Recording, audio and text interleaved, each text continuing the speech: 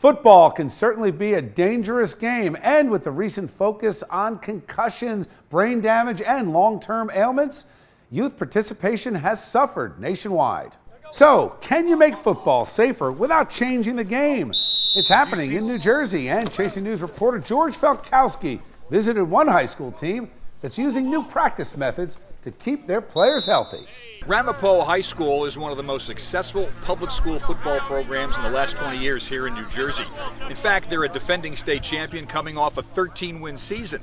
And if you come to one of their practices, the one thing you won't see very much of, believe it or not, is tackling. How do you practice and win football games without a lot of tackling in practice? You try to put the young men in the tackling position in as many different ways as possible without actually having to smash somebody into the ground, without going full speed. It's something so obviously brilliant, it's amazing no one thought of it before. Why beat up your own players at practice?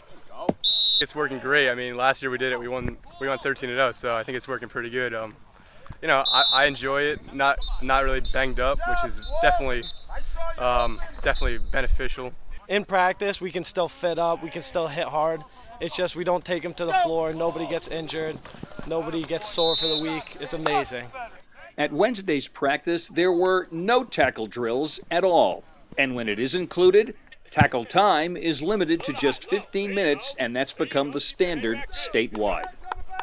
It absolutely works. It absolutely works. And again, if we can keep our players on the field and ready to play on Friday night rather than getting hurt on Tuesday, Wednesday, Thursday in practice, we're going to be a better team.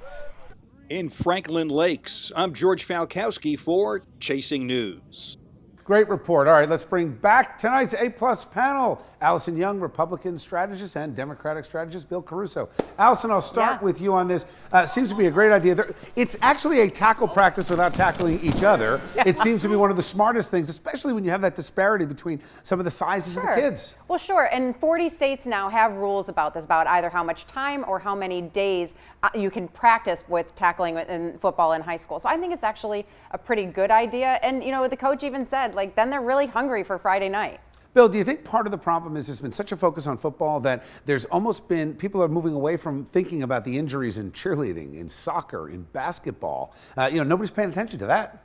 Yeah, I mean, to some extent, but, let's go back to football for a second. There's real danger. I mean, very, very, very serious injuries that not only could end your career, but potentially end your life. I mean, I played high school football. I actually was a proud member of the Bergen Catholic Crusaders, a rival of this team. This was before heads-up tackling, by the way. It was, but I will tell you, one of the worst things was sitting there at practice and having to beat up each other, right? No one loved that, and it does. It takes a toll on the team, and so I think this is brilliant. When I first heard this, I'm like, how do you learn, practice without tackling? They're doing it, and I think this coach is really demonstrating not only can you do it and be safe, but you can do it and you can win. You can win, and he's not being a wimp about it. I love it. And by the way, these guys at Ramapo, they started the season 1-0. They'll be at Bergenfield on Saturday.